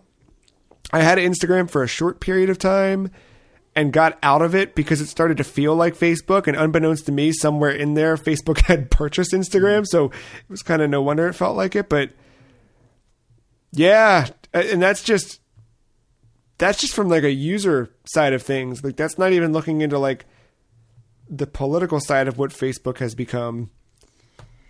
Yeah, I mean, the thing is that like Facebook's trying to get into the game, right? I mean, we're gonna have more news about Facebook gaming here in a second, right? And then, they have Oculus. They purchased that. That's their baby now. And that's what stopped me from buying Oculus too. I was like, I don't want to sign in with Facebook, right? I don't want anything. I don't have a Facebook. I'm not. Yeah, not going there. But then, they have also like their streaming platform, like their Facebook gaming thing. Like, they have signed deals to show tournaments. Like, I think they have the ESL Dota deal. So like, they have exclusive things there, and that's why you see their viewership going up. And that's just something Mixer never did. I mean, that's what you're seeing these players, the streaming partners, and these companies doing is like purchasing things that people want to watch, like esports and stuff, and making them exclusive to their platform, right. And that's where you're starting to see Facebook's numbers jump. I know, there's been a couple tournaments, when the deal kind of first happened, where like I had to go to Facebook to watch a goddamn Dota stream. Yeah, it sucks, but they got my number and they got my money because I probably had to watch an ad or something. Not my money personally, but they got money because of me and an ad. Yeah, and it seems like the Mixer had tried with, putting out those big deals for Ninja was obviously the biggest face of that, but was the other guy's name Shroud? Yeah. Is that right? And yeah, so it's not like they did not make a push, and I generally liked Mixer. I hate Twitch a lot. I hate looking at anything on Twitch. I really the constant barrage of just the same. It's meaningless. Like the chat, all that stuff just drives me nuts. The chat, you have to, I don't know, this goes for any channel, right, or any streaming platform. Like, I feel like if you get the right channel that doesn't have a lot of people in it, like the chat is meaningful again. But yeah, when you have like 30,000 people watching, it's tough. Yeah, I know, but I don't know. The more I see things on any of this stuff, the more it looks like what Dax Shepard was watching in Idiocracy. Like, all the fucking overlays and stuff on the screen just looks like someone sitting in their chair watching Al My Balls, and they're wearing like a Fuddruckers uniform. Like, it's just, everything is just so chaotic and ads, and it's exhausting and weird and depressing. Yeah. And yeah, moving to Facebook doesn't change that. It seems like the Mixer technology is going to get reintegrated into Teams, so shout out to all you workers out there. They use Teams and not Zoom or WebEx. Yeah, they're going to use it to improve real-time interactivity and low-latency streaming in Teams, which is cool, I guess. But, yeah. So what is crazy was the news that Slasher brought with this, right? About Facebook offered double, or just about double, for the original Mixer contracts of Ninja and Shroud, but they backed out. So they got paid out through Mixer, and then Facebook bought it for half the price that they were going to because they did not have the Ninja and Shroud contracts. Right. So Ninja and Shroud are free agents. Which, yeah, I mean, it means they could kind of go wherever. I have a hard time seeing Ninja go back to Twitch after he trashed them after the move to Mixer. Yeah. So I don't know where he goes. That's the interesting one, unless he renegotiates with Facebook for new terms. Maybe there's a new player hitting the scene soon. Who? I don't know who. I don't know. But the one thing that worries me is Mixer was so heavily baked into the Xbox operating system that I am very concerned with where this moves. No. As someone that doesn't use Mixer at all, I don't think it was that baked in. There's stuff, though, man. Like, it's right on the dashboard. It is... You just remove it. They didn't, though. Like, Mixer, they didn't. So are they going to do that with Facebook, is what I'm saying. Are they going to push all that stuff in there? You know? That's my thing. You're going to see, like, Facebook. No. You might have a stream tab, and then it pops up the people. Yeah. No, you're not. No. I want to see that dashboard. It's going to say Teams, and you're going to be able to work off your Xbox. Oh, great. Sick. Sounds awesome. Speaking of Facebook has acquired Ready at Dawn, so all hopes for the Order 1887 are now flushed down the Facebook toilet. Well, not entirely. Doesn't Sony own the IP? I guess, yeah, someone else could do it. But, yeah, they had already been making Oculus stuff. They made Lone Echo, Echo Arena, Echo Combat, and Lone Echo 2 currently in development. So, it's kind of a no-brainer for Facebook to acquire. And the entire Ready at Dawn team will be joining Oculus Studios team. When asked, Facebook Studios says they're exploring many options to accelerate virtual reality, and we have awesome and innovative plans for the next few years of gaming. We're thrilled to have Ready at Dawn join our team. This was, Yeah, I mean, they might acquire Facebook's got to make a portfolio of studios to make sure they're supporting Oculus, because right now, like, VR is a risk for studios, I still think, if that's like their gig. Yeah. And I think it helps Facebook's portfolio, and Ready at Dawn get security, at least for the time being, and funding for more VR projects that they know can get onto a platform that has some success. So I think it's just a win for all sides there. Whether you like the studio going to Facebook or not is a different question, but for both parties involved, I think it's a good deal. Ready at Dawn, man, I like the Order 1886. Is it short? Yes. Does it look good? Yes. Do mechanics get repetitive? Yes. But it's fine. It's like a good 7 out of 10, man. There's nothing wrong with that. No, I still want to go back to that at some point. I had that physically. I know you do. Yeah, I know. I'm always thinking about that. Not always, but I will sometimes think about that. Hey, man, let's play all the controversial games. I'll start with Batman Forever. You start with The Order. You can't go back to Batman Forever. I genuinely, man, I stick by that. Play what you want to play. I'm not playing bad games. I'm not playing WWE 2K20 though, or 2K20. No, there's a difference between broken and bad or poorly received. This is an exciting one for a couple of reasons. But you can head over to slippy.gg right now. I know I'm selling this like it's an ad that we just got sold to on the podcast, which sounds bad. I'm sorry. No, slippy.gg is, from what I understand, because I am loosely aware of these things, slippy.gg is an arm of Dolphin.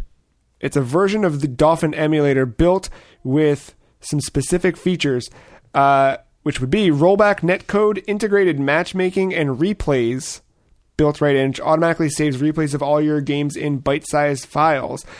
What's cool about this, Matt, is that now you can play Super Smash Bros. Melee on the internet with rollback netcode, matchmaking, and replays. This just happened. It's a fan-made, obviously fan-driven project. Nintendo's not doing any of this stuff. But this is big. Like, really, I saw this hit, and I'm like, it's cool for people who play Melee. That's really neat that they get to do that, and that game stays alive in a new way. But more so, this is a fan effort, or community-driven effort, rather, that is putting up better netcode than some modern fighting games have. Should I explain rollback netcode? Does that help? Just a little sub-caption there. Okay. The way that netcode works right now, or just delay-based netcode, is if you and I are playing a fighting game, or in any game, the game is going to assume that if you're pulling the trigger and you drop, if connection gets interrupted, the game will assume that you are still pulling that trigger and just kind of keep doing what you're doing, which is fine in a game, a shooting game or whatever, because in those literal frames, right? Like just in a moment-to-moment thing, it's not going to make that big of a difference. But in a fighting game, a frame makes all of the difference. So for a game to assume that you're still pushing forward, where in fact you may have switched your input at that point, that can change a lot of things. So in a fighting game without rollback netcode, it's going to keep assuming what it assumes. With rollback netcode, it will actually not turn back time, but it will fill in what happened for both parties instead of assuming what happened. And that is me explaining this super basically from how I understand it. There are really good resources you can look up if you want to know more about that, but basically it does less assuming, and actually it's more accurate to what you are doing in a fighting game when frames are dropped because of poor connectivity.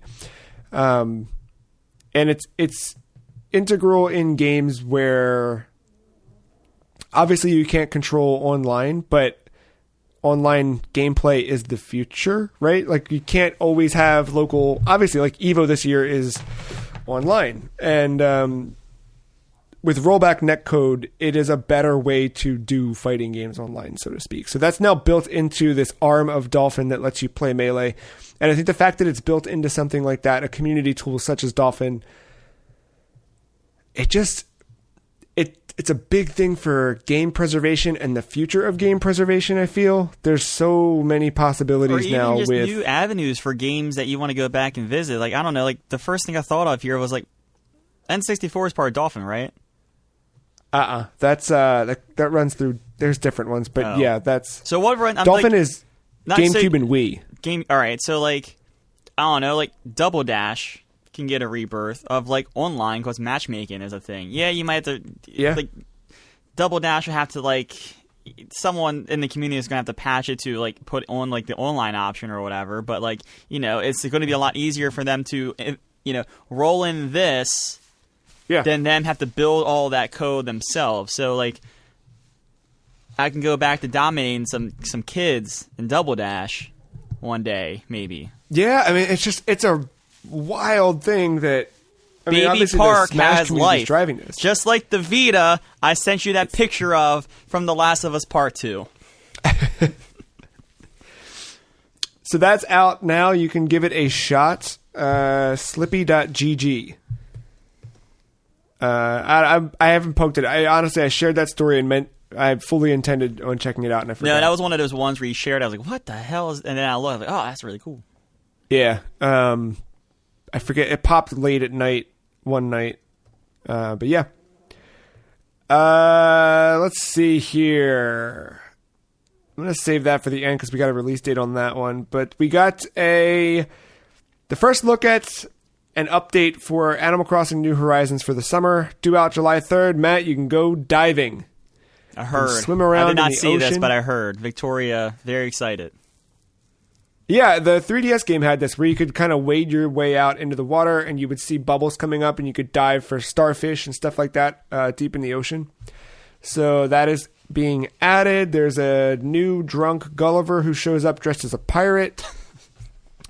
And this is wave 1 of the summer update. There's another update due in August, but they did not put details out for it quite yet. This will get me to jump back in. I told you for a while I was sticking to that daily check-in of, at least bare minimum grab fossils, but I have not done that at all.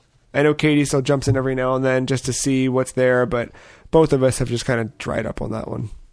Yeah, So. I mean, I dropped all of it well before you, but I don't know. This one being around Victoria a lot more, and her playing it as much as she does, because she's still in it. I don't think she's as hot as she was, but she still jumps in. Being around that might encourage me with all the new content and stuff. There's so much I didn't do in the base game, so I never visited that weird porno dude. There's not much there, honestly. I mean, it's still something to do, but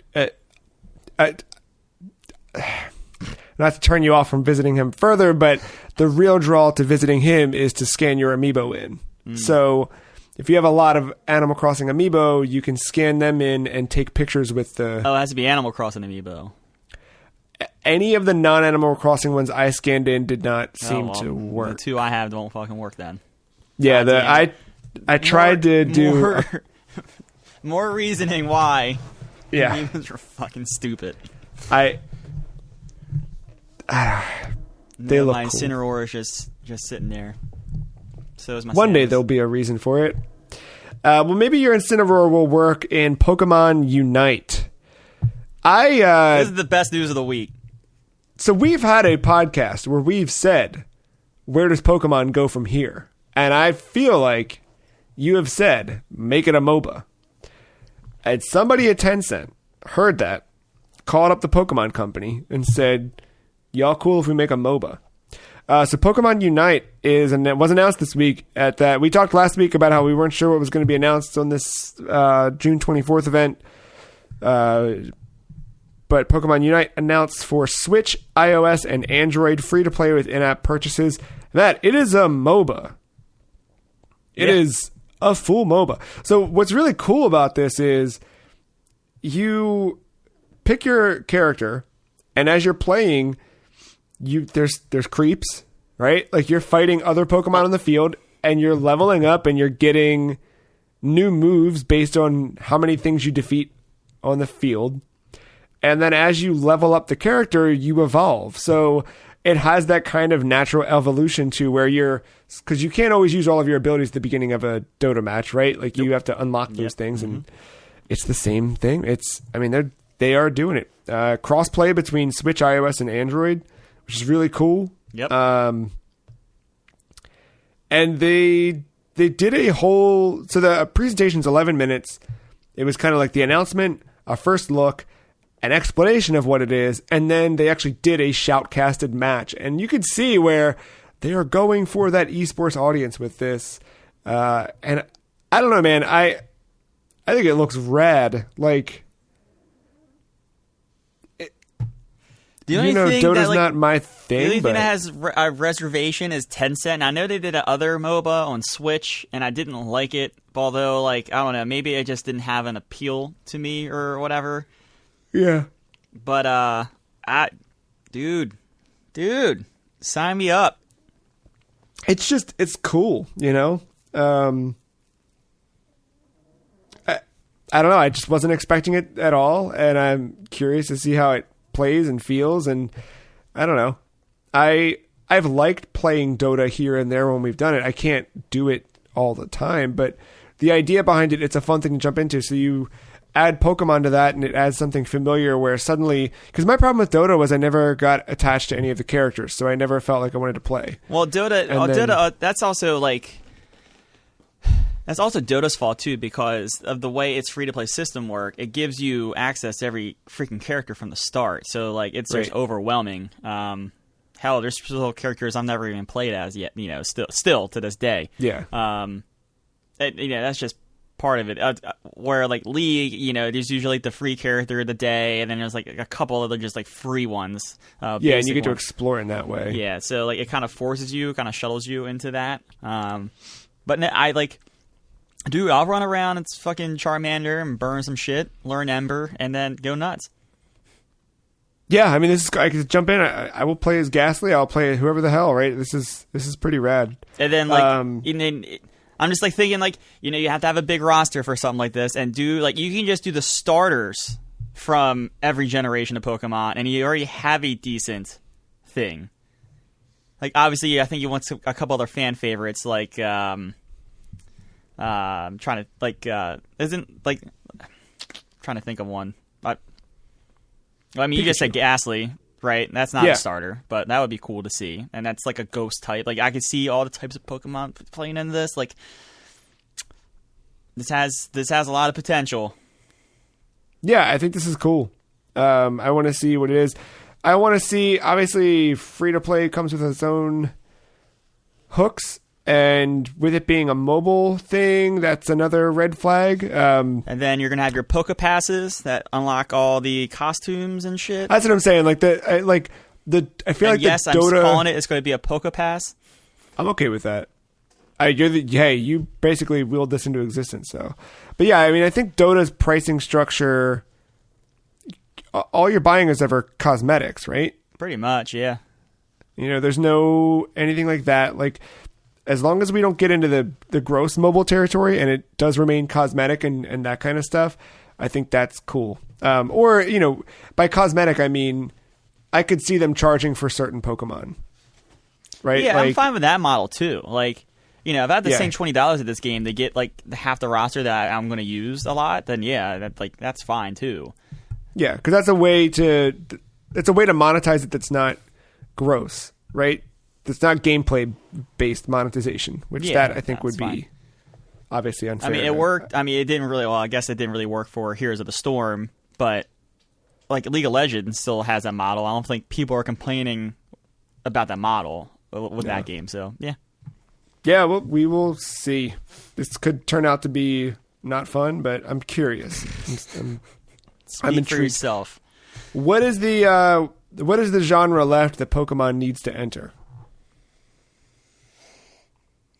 I was thinking about this in the grocery store. I mean, this morning. you can brush your teeth now, so like that's what I'm saying. You can brush your teeth. You can play a MOBA. You can take pictures. I mean, like, I want like a full Monster Hunter clone where you have to hunt the legendaries in that fashion. That would be rad. You've got to bait them out by certain things. You've got to do certain things to catch them. I think that would be rad. Go full Dark Souls with it too. Like, why not? Oh, they got to do a BR. Okay, all right. Drop 100 Pokemon on an island. Yeah. That's the new Mystery Dungeon game. I'd be good with that. 100 Pikachus dropped from a helicopter. Yeah. We got a few more things here to run through. That's Matt Stadium Phoenix. 3. That's Stadium 3. That's the one? That's Stadium 3. It's a BR. I mean, you brought this one to life, so... Dude. Phoenix has announced a partnership with Bandai Namco and Dentsu Group to support independent developers through a capital business alliance that will assist in areas such as development, visualization, and game production using each company's intellectual properties. This is potentially cool. Kind of pulling people into new development opportunities, right? Without needing much of the financial upstart. Yeah, it just gives some of those, you said like financial upstart. Just like, it's like a blanket of security almost. Yeah. I mean, you know, if they strike out their game, they're kind of screwed. But like at least the development part, they're not living off of Cheetos and whatever to get their first game out. Yeah.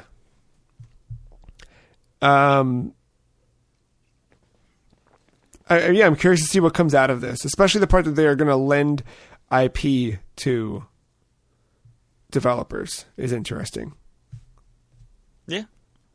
See Dark Souls 4. Developed by Yacht Club Games. Tokyo Game Show 2020 online set for September 23rd to 27th. And we're getting a little bit of a taste of how that is going right now as Bit Summit Gaiden is happening online. I think there's probably going to be some news that we're going to miss coming out of Bit Summit. But there are a few headlines we'll jump to in a couple minutes regarding that. I did want to mention, what was this thing you shared that I need to translate really quickly again? I looked at it and I already forgot. Oh, it was Konami's going to announce shit in July and August. Between July and August. Konami or Square? Square, sorry. Okay, you got me real excited for a sec. Sorry. Yeah, it was like a Q&A, and like the first question was them asking about, usually they have an E3 presence, or do they have anything planned? They're like, yeah, we have something planned. We don't know when, but around July and August. The website here has some ads. I will leave it at that. I'm currently not looking at that page anymore. Hold on, I gotta go back. I want to see. Oh yeah, right. That's right. I forgot. Not leaving much to the imagination there. There it is. Speaking of the imagination, if you were wondering if a brand new video game would ship on the Wii and Wii U, your imagination might become reality as Shakedown Hawaii releases for Wii on July 9th and Wii U and Steam in August, announced by developer V-Blank Entertainment. This is the game made by the developer of Retro City Rampage. And it came out a little while ago on, I think, everything else. In May of 2019, it hit PS4, Switch, Vita, and PC, followed by a 3DS release last September. And now the game is coming to Wii and Wii U. There's a really big backstory behind this. Now, if you know anything about Retro City Rampage, that game was actually made as the developer, and I can't remember his name now. It's Brian something. Yeah, sorry. But he had, just as a development project, wanted to see if he could port GTA 3 or like make a demake of GTA 3 for the NES. And as he did that and started adding more things to it, adding more video game homage to it and trying things out, it became what we know now as Retro City Rampage. And his next game, Shakedown Hawaii, is similar in that kind of like gameplay style, but more in the 16-bit era versus 8-bit. And in a similar way to challenge himself from a development standpoint, he said, I wonder if I could make this a Wii game. And he did. And then it became a whole saga of trying to track down Wii discs to print on that ended up happening and almost didn't happen, but then did happen. And now it's coming. So you can play it. It will convert to 4:3. You can play on CRT TVs. You can play it both 50 and 60 hertz, depending on whether or not you are NTSC or PAL region. It supports Wii Remote with shaking controls, the Wii Classic controller, GameCube. Like, he did everything to make sure that this is a full Wii release. The Wii U version will support standard and high definition, both at 4:3 and 16:9. You can use every single control input that you could play on a Wii U. You can do that as well. Or just play from the gamepad alone, sitting on the couch. Wild little development story, I think. Yeah. Just stuff you don't hear about. You hear things like limited run games keeping things coming to, physical media in that regard, but something like this is a little different and kind of cool. If you do want the Wii version, if that's something that interests you, there's only going to be 3,000 copies. So get on that today. Yeah. Picross S Mega Drive and Mark III Edition announced for the Nintendo Switch. Are you ready for some full puzzle action, what looks like Sega stuff? Sign me up. Yeah, I'm ready. Like, fully ready. So this is just coming soon for Switch. Just announced this weekend at Bit Summit Gaiden. This was announced earlier in the week, but at Bit Summit we got a release date of July 10th for Bloodstained Curse of the Moon 2, coming to PS4, Xbox One, Switch, and PC. $14.99. Developer Inti Creates, back at it again. This was the Kickstarter stretch goal unlock for Bloodstained. That's basically Castlevania 3. And they're making a sequel to it, which is rad, dude, because that first game was really good and fun and challenging and had a lot of variety with depending on which character you played as. So they're now bringing some characters back in, introducing some characters that only existed in the core Ritual of the Night game, and then also some new characters for this. Yeah, I didn't play a lot of that. I got to like the final boss of the first run, but I know like there's a multi-run thing going on, and there's different decisions you can make or whatever. But I got to the final boss and it kicked my ass. I just never went back to it after it kicked my ass. But no, I did like it. It was very much like old Castlevania. Yeah. And if you like Inti Creates, they also announced Azure Striker Gunvolt 3. No release date on that one quite yet, unless, of course, that happened this weekend as well. But this was just announced, I think, Friday night or early Saturday morning. Coming to Nintendo Switch, confirmed so far. And it's the third one of those in that series. I think those get generally better as they go on, but they are very much Mega Man Zero style games. So if you are looking for that, and they made a lot of the Mega Man Zero stuff, so if you're looking for more of that, look no further. Did I hit everything? I believe you did, at least on Slack. Boom. And that is all the news. And that is all the show, I think, unless you have any lasting impressions or thoughts or anything to throw out. Nah, just get that Magic game over to iOS. Yeah, did you install it on Mac? No. I know, I thought about it. I was like, oh, cool, I'll do that. And then I was like, oh, wait, I don't play it on PC. No, so there's a better chance of me keeping it on my PC than remoting it in through Steam and playing it on my iPad than I am of pulling out my laptop to play it. Yeah, I think that might be the way to go. Do you need a Steam controller? No. Even if I needed one, I don't need one. All right, that's fair. Well, plans for the week? The Last of Us. I'm gonna try my best to wrap that up. That's gonna be that's the main one.